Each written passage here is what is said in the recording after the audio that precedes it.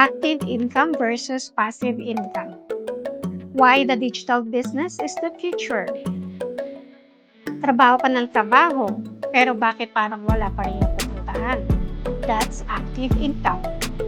Work equals bayad, no work equals no kita unless meron kang medical benefit. Active income.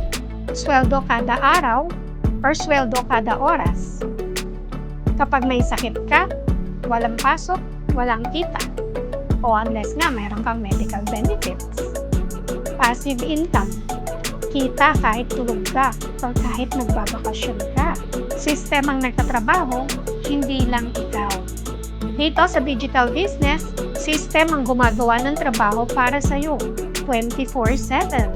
Kahit may full-time job ka, pwede mo itong simulan on the side. Gusto mong matutunan kung paano gawin to?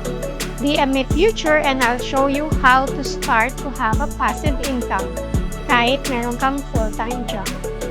Don't just work for money. Make money work for you.